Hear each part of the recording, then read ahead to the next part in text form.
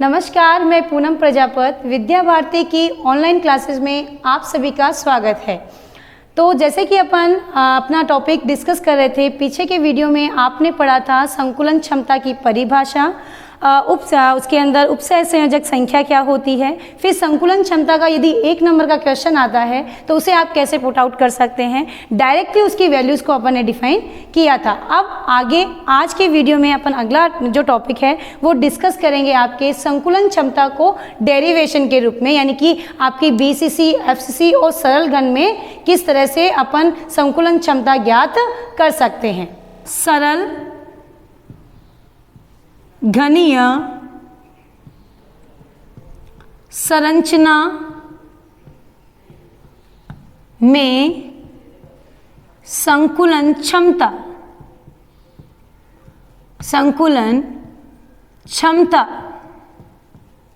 बात समझ में आई। अब सरल घन अपन बनाएंगे, ये आपका सरल घन है ना। यहाँ पर इसका डायग्राम आ गया। अब यहाँ पर दोनों साइड में अपन इसकी डेरिवेशन करके दिखा देंगे। तो सरल घन आ गया आपका, ये रहा आपका सरल घन। आ गया बेटा। सरल घन में क्या है कि अवयवी कण केवल कहाँ अरेंज होते हैं बेटा? कॉर्नर्स पर अरेंज होते हैं। अभी मैंने बताया ही था, तो थोड़ा सा ध्यान करेंगे। अब ये कह रहे हैं कि जब अवयवी कण कॉर्नर्स पर होते हैं तो क्या है, कैसे समझाया जाता है। तो सबसे पहले सरल घन की संरचना में संकुलन क्षमता जब अपन ज्ञात करते हैं तो अपन कहते हैं कि सरल घन में अवयवी कण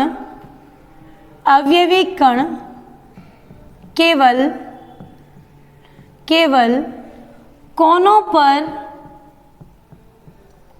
पर स्थित होते हैं। लिख दिया। जब ये कोनों पर स्थित होते हैं तो दूसरा लिखेंगे पॉइंट आप, घन के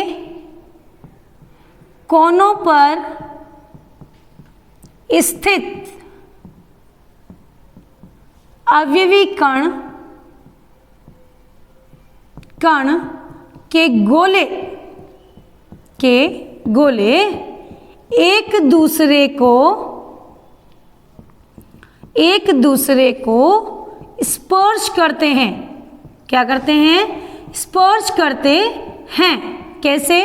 आइए, यहाँ पर एक किनारा दिखाई दे रहा है ना। सरल घन के कोनों पर स्थित अवयवी कण जो कहाँ पर है? एक किनारे के द्वारा जोड़े गए हैं। तो ये जो कोना है आपका, एक जो किनारा है, इसमें यहाँ पर इस तरह से क्या होते हैं? अवयवी कण मौजूद होते हैं। ये इस तरह से अवयवी कण बना हुआ है। बन गए। ये आपके 2 अवयवी कण है और ये आपका क्या है? एक भुजा है, राइट। तो भुजा पर स्थित दोनों क्या है? गोले हैं। तो एक दूसरे को क्या कर रहे हैं? गोले स्पर्श कर रहे हैं। यानी कि अपन एक फलक का निर्माण करें ना बेटा, ये कोना हो गया ना एक फलक के, तो ये इस प्रकार से नजर आता है, यानी दोनों एक दूसरे को स्पर्श करते हुए नजर आते हैं। तो ये कह रहे हैं, तीसरा पॉइंट अपन लिखेंगे, अतः भुजा की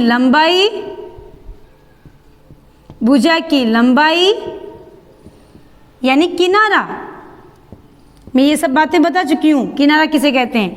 भुजा की लंबाई a तथा गोले की त्रिज्या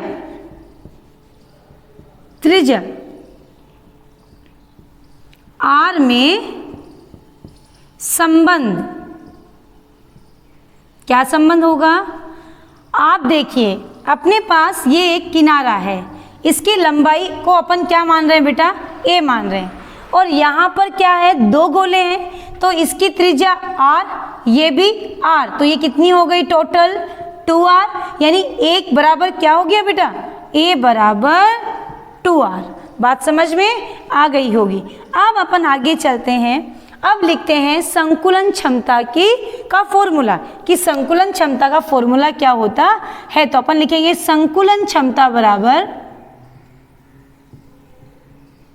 संकुलन क्षमता का फॉर्मूला क्या होता है? एकक कोष्टिका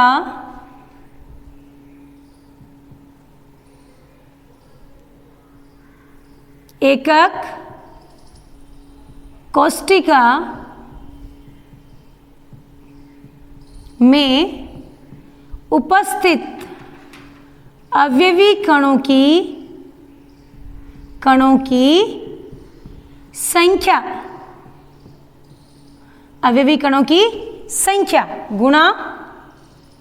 गुणा क्या, एक गोले का आयतन, गोले का आयतन बटा घन का कुल आयतन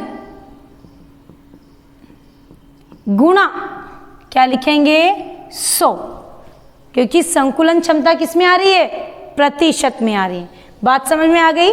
अब अपने को संकुलन क्षमता में एकक कोष्ठिका में अवयवी कणों की संख्या चाहिए, तो अपने पास कौन सा एकक कोष्ठिका है, सरल घन। ऊपर देखिए, तो यहां पर अपन क्या लिखेंगे, सरल घन में अवयवी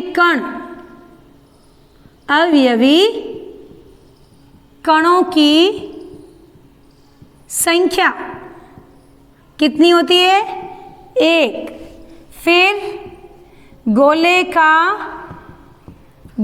का आयतन, एक गोले का आयतन कितना होता है, 4/3 पाई r क्यूब। फिर क्या है, घन का कुल आयतन क्या लिखते हैं अपन, भुजा का क्यूब। भुजा क्या है, ए का क्यूब। आगे बात समझ में। ये ऐसे की ऐसी वैल्यू कहाँ पर लिख दी जाएगी, ऊपर वाले फॉर्मूले में, जो क्या है आपका संकुलन क्षमता बराबर क्या होती है। मैं शॉर्ट नोट लिख रही हूं, संकुलन क्षमता बराबर क्या लिखेंगे, सबसे पहले क्या लिखेंगे, 1 गुणा 4/3 पाई r क्यूब बटा क्या लिखेंगे, a का क्यूब। अब गुणा 100। यहां तक सबको समझ में आ गया होगा। अब पाई का मान, r का मान और a का मान। r का मान अपने पास जो त्रिज्या है वो यहाँ से कट कर दी जाएगी, तो अपन फॉर्मूले में जो वैल्यू है इसकी वो रख देते हैं। 1 गुणा 4/3 गुणा 3.14 गुणा r क्यूब बटा, अपन इसकी जगह 22/7 भी लिख सकते हैं, वो ज़्यादा इफेक्टिव वैल्यू आती है। ठीक है, 4/3 ये ऐसे भी लिख सकते हैं। अब अपने पास जो वैल्यू आई है उसमें अपन क्या करेंगे, गुणा क्या करेंगे, a की मान क्या है, 2r का क्यूब लिख दिया। अब अपन यहाँ आ जाते हैं, इस वैल्यू को कंटिन्यू यहाँ से यहाँ लिख देते हैं। चेक करेंगे सब, देखो इस तरफ लिखते हैं, क्या आएगी, 1 गुणा 4/3 गुणा 22/7 गुणा r का क्यूब बटा 2 का क्यूब, तो 8 गुणा r का क्यूब, तो r के क्यूब से r का क्यूब घट गया। अब इनको कैलकुलेट जब आप करेंगे तो इसका आंसर कितना आएगा, 52 पॉइंट समथिंग, लेकिन हम इसको राउंड फिगर में कितना लिखेंगे, 52%। तो ये है आपकी वैल्यू, जो डेरिवेशन को मैंने बिल्कुल आपको करके दिखा दिया है, तो अच्छे से इसको अपन क्या कर सकते हैं, लिख सकते हैं। ये बात आपको समझ में आ गई होगी कि किस तरह से इसे लिखा गया है। तो अच्छे से इसका स्क्रीनशॉट ले लें और ये ऐसे का ऐसा ही आपको नोट्स में लिखना है। आगे चलते हैं, अगला अपना जो टॉपिक होगा वो क्या है, उसको अपन थोड़ा सा कर लेते हैं, आगे चलते हैं। ये होगा अपना संकुलन क्षमता। अब किस में पढ़ेंगे आप, बीसीसी में। किसके अंदर पढ़ेंगे बेटा, बीसीसी। बीसीसी क्या होती है, काय केंद्रित। काय केंद्रित में क्या होता है, काय केंद्रित के अंदर अपने पास जो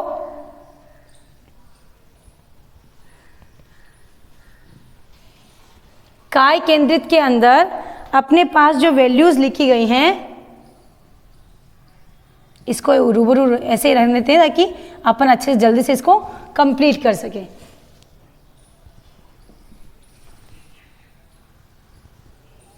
ये हो गया आपका, राइट। अब अपन यहाँ पर सबसे पहले सरल घनीय संरचना की जगह क्या लिखेंगे, काय केंद्रित संरचना में संकुलन क्षमता, काय केंद्रित।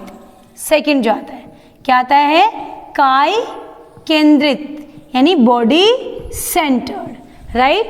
अब काय केंद्रित जो संरचना आती है तो उसके अंदर अपन किस तरह से इसको, तो सबसे पहले अपन इसका डायग्राम बनाते हैं काय केंद्रित का। तो ये रहा आपका एक क्या, क्रिस्टल, राइट। अब इसमें क्रिस्टल में अवयवी कण कोनों पर तो है, हम सब जानते हैं, लेकिन इसमें इसके बॉडी के भी सेंटर में है, यानी कि अपने को इसका भी मान ज्ञात करना है। ये बॉडी का सेंटर आ गया। अब अपने को इसकी वैल्यू ज्ञात करनी है, किसकी, यहाँ से यहाँ तक की इसकी वैल्यू ज्ञात करनी। तो अपन कैसे ज्ञात करेंगे, क्या करेंगे, तो सबसे पहले अपने को इसका निकालने के लिए अपन को क्या करना है, इसको दो त्रिभुज में बांटना है। तो अपन ने इसको इस तरह से अरेंज कर दिया। ये आ गया आपका, सबसे पहले अपन शुरू करते हैं ए बी सी और डी आ गया, ई एफ जी और एच। ये आपका क्या हो गया, एक पूरा क्यूब। क्यूब के अंदर ये वैल्यू निकालनी है बी और ये वैल्यू ज्ञात करनी है सी। अपने को ये ज्ञात करना है, यानी एक तो त्रिभुज इसकी वैल्यू निकालनी है जो फर्स्ट में ज्ञात करेंगे, और सेकंड त्रिभुज ये रहा आपका, इसको ज्ञात करके दिखाएंगे। क्लियर होगी बात, समझ में आ गई। तो आगे चलते हैं, अब अपन रीड करते हैं कि अपने पास जो वैल्यूज है उनको किस तरह से पहले थ्योरी में लिखेंगे, उसके बाद उसकी डेरिवेशन को क्लियर करेंगे। आइए, काय केंद्रित संरचना में संकुलन क्षमता। तो अपन क्या करते हैं, काय केंद्रित में, काय केंद्रित संरचना में अवयवी कण कहाँ होते हैं, कोनों के साथ साथ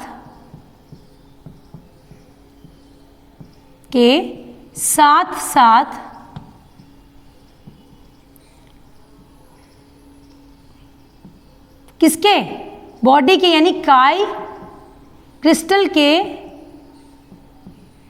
या एकक कोष्ठिका के केंद्र में भी स्थित होते हैं,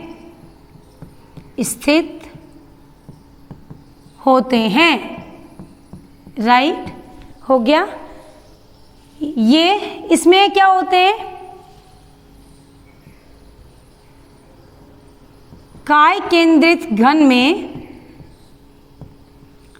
में गोले, अवयवी कणों के गोले एक दूसरे को स्पर्श नहीं करते हैं, एक दूसरे को स्पर्श नहीं करते हैं,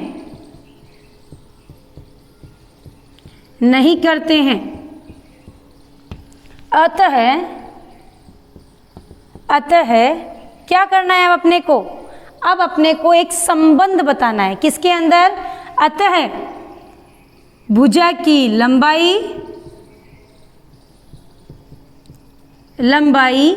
a तथा गोले की त्रिज्या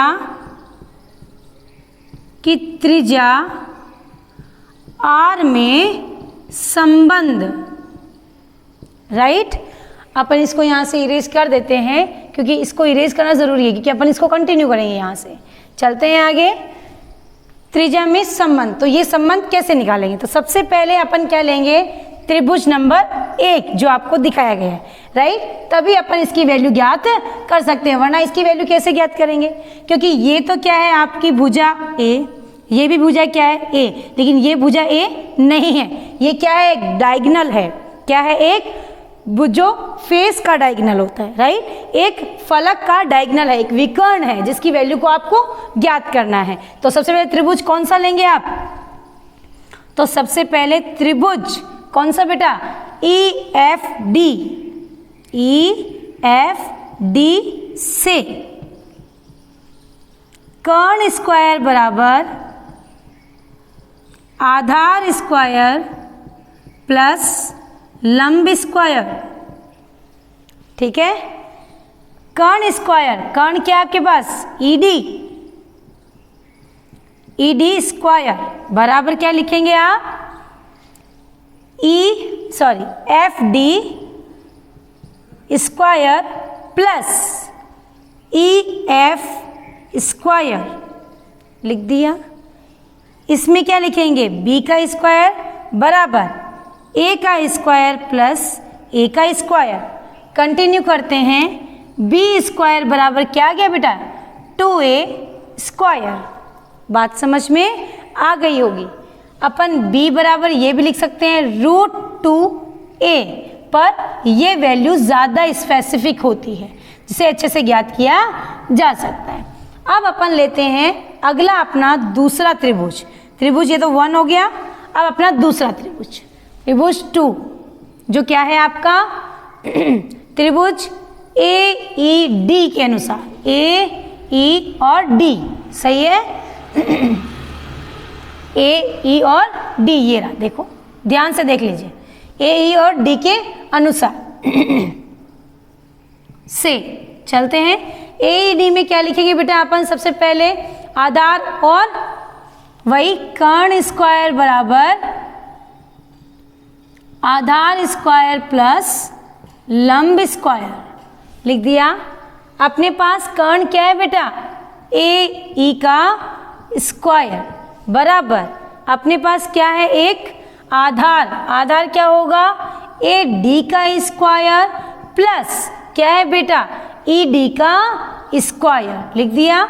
अब अपन इसको क्या मान रहे हैं, C का स्क्वायर बराबर ये क्या है, AD, और ये तो क्या है, A का स्क्वायर, और ये क्या है आपके B का स्क्वायर। A का स्क्वायर और B के स्क्वायर की वैल्यू क्या है, 2a स्क्वायर। तो C स्क्वायर की वैल्यू क्या आ गई बेटा अपने पास, क्या आ जाती है, a square plus 2a square 3a square.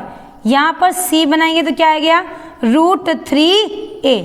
ये किसकी वैल्यू आ गई, C की। थोड़ा सा ध्यान करेंगे, बात समझ में आ गई होगी। समीकरण 2। अब अपन इसको थोड़ा सा आगे लेके चलते हैं, इसको यहाँ से यहाँ तक आ जाते हैं। ये यहाँ आ गए। जब यहाँ आ रहे हैं तो अपन देख रहे हैं कि 3a स्क्वायर है ना, 3a, तो √3a की वैल्यू को अपन देख रहे हैं कि C। अब इस C में आप कितने गोले देख रहे हैं, 3 गोले। 3 गोलों में 2 गोले तो आधे हैं और 1 गोला क्या है आपका पूरा है, यानी कि अपन C को ऐसा भी, यदि C बराबर क्या लिखा जा सकता है, एक ये R और ये 2R हो गया ना, आधा आधा 2R, तो कितना R हो गया, 4R भी लिख सकते हैं। तो अपन लिखेंगे C की जगह क्या लिखेंगे, 4R। तो 4R बराबर क्या लिख सकते हैं, √3a, राइट। अब a की वैल्यू और r में संबंध कैसे आएगा, a को यहीं छोड़ देंगे और यहाँ लिखेंगे 4r/√3। ये वैल्यू किसकी आ गई, a, यानी कि भुजा की वैल्यू आ गई, और भुजा के साथ संबंध किसका आ गया बेटा, r का, जो अपन ने ऊपर लिखा है, ये रहा। आपने कहा है ना, भुजा की लंबाई a व त्रिज्या r के मध्य संबंध, तो ये आ गया आपका संबंध। इसका आप स्क्रीनशॉट ले लें और आपको ऐसा का ऐसा ही अपने नोट्स में उतारना है, क्लियर, ताकि आपको ये चीज़ क्लियर समझ में आ जाए। आगे चलते हैं। अब अपन करते हैं इसी का आगे फॉर्मूला, जो फॉर्मूला आपने ने पहले लिखा था संकुलन क्षमता का, जो आपने लिखा हुआ होगा, आपको पता होगा। संकुलन क्षमता का फॉर्मूला क्या होता है, वही अवयवी कणों की संख्या। तो संकुलन क्षमता का फॉर्मूला क्या लिखेंगे, संकुलन क्षमता बराबर क्या है, संकुलन क्षमता बराबर होगा आपका क्या बेटा, एकक कोष्टिका में अवयवी कणों की संख्या, ठीक है, संख्या गुणा क्या, गोले का आयतन, गोले का आयतन बटा घन का कुल आयतन, गुणा 100। आ गई बात समझ में? अब अपन नीचे लिखेंगे क्या?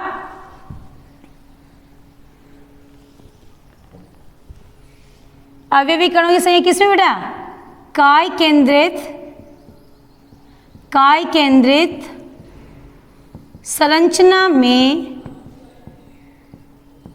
संरचना में क्या? अवयवी कणों की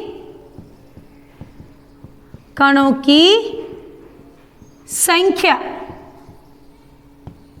बराबर कितनी होती है? 2। ठीक है। उसके बाद दूसरा है गोले का आयतन। गोले का आयतन कितना होता है? 4/3 पाई आर क्यूब। आगे चलते हैं, इससे आगे क्या है? घन का कुल आयतन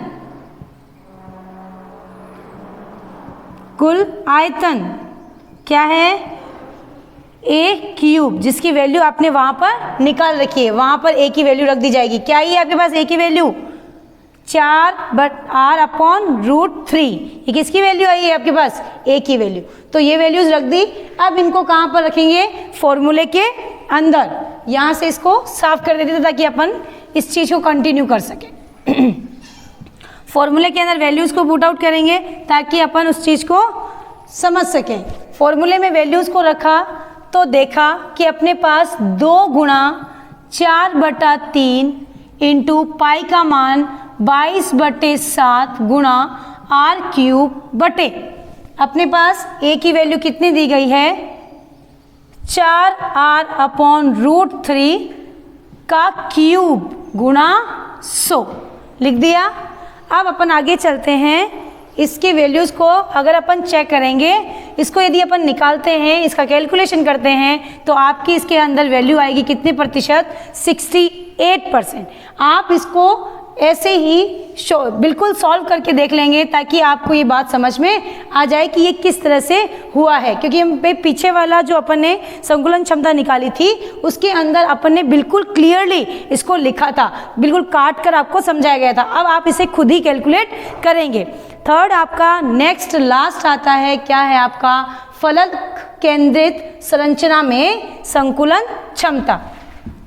तो फलक के अंदर जो संकुलन क्षमता आती है वो किस प्रकार ज्ञात की जाती है, वो अभी अपन चेक कर लेते हैं। संकुलन क्षमता का कैलकुलेशन करना ही है।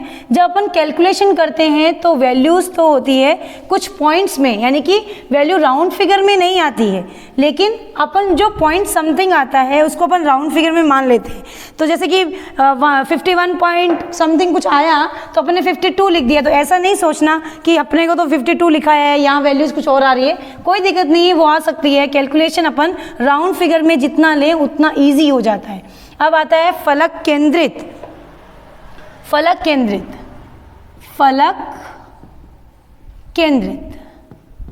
तो फलक केंद्रित संरचना में संकुलन क्षमता। फलक केंद्रित में क्या होता है बेटा? देखो स्ट्रक्चर बना लेते हैं फलक की। अपने पास ये रही आपकी स्ट्रक्चर।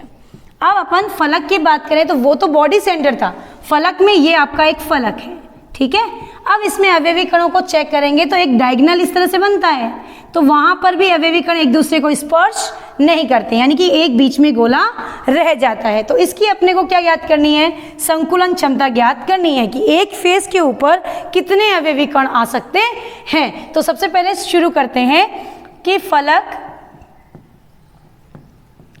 केंद्रित एकक कोष्ठिका में अवयवी कण कोनों के साथ साथ फलक के केंद्र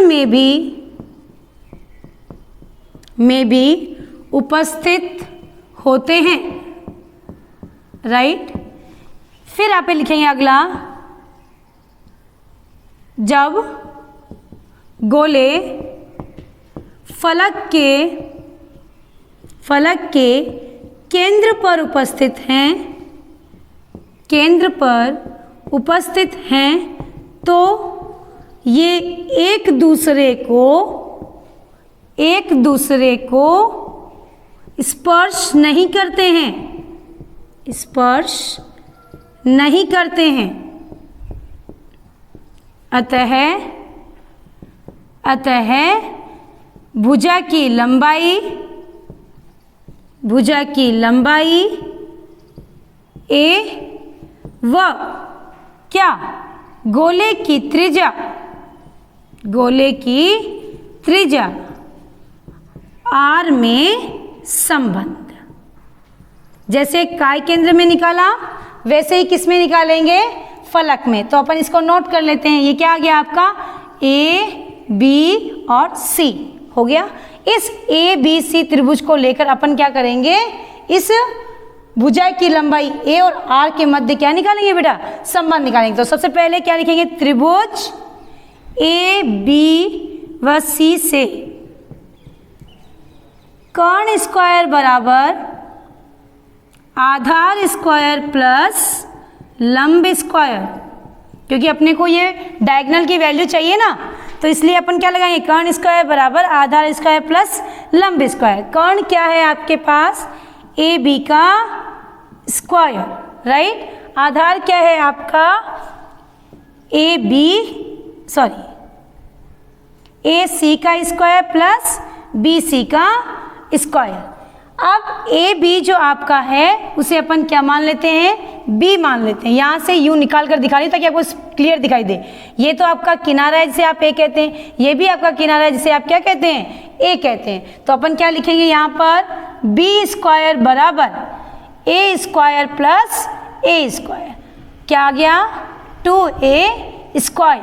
किसकी वैल्यू आ गई, बी स्क्वायर की वैल्यू आ गई। अपन सब जानते हैं, अभी बात भी करके आए पीछे, कि इस डायगोनल में कितने हैं गोले, 3 गोले हैं ना, जिसमें से यहाँ पर ये गोला आधा, ये भी आधा और ये गोला पूरा काम कर रहा है। तो इसकी त्रिज्या क्या है, r, इसकी भी क्या है, r, और इसकी 2r। तो टोटल कितनी हो गई, b बराबर क्या लिख सकते हैं, 4r, राइट। तो अपन इसको यहाँ पर क्या लिख सकते हैं, 4r बराबर 2a स्क्वायर। वहाँ पर मैंने समझा दिया है, इसीलिए यहाँ वैल्यू को पुट आउट किया है। थोड़ा सा ध्यान करेंगे, b स्क्वायर की वैल्यू है, आप b को लिखें तो √2a भी लिख सकते हैं। तो इसको यहाँ पर आप √2a लिख दिया। अब अपने पास वैल्यू a और r में संबंध देखना है तो क्या लिखेंगे, 4r अपॉन क्या लिखेंगे, √2 बराबर a। ये वैल्यू आपकी किसकी आ गई बेटा, a की। यानी कि अपने पास a और r के बीच क्या आ जाता है, संबंध आ जाता है। इस रूट को अपन हटा भी सकते हैं, फॉर्मूला अपन इसे भी लिख सकते हैं, √2 ऊपर से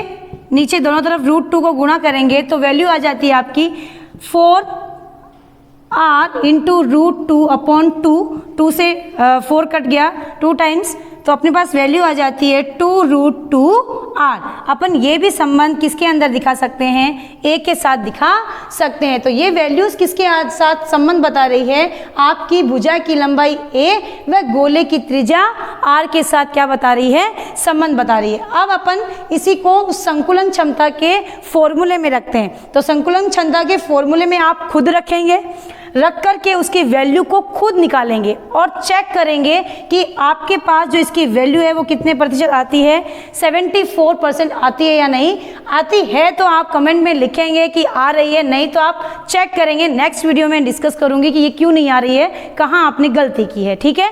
तो ये इस तरह से आप हर वैल्यू को डिस्कस करके निकाल सकते हैं ताकि आपको ये चीज़ समझ में आ जाए।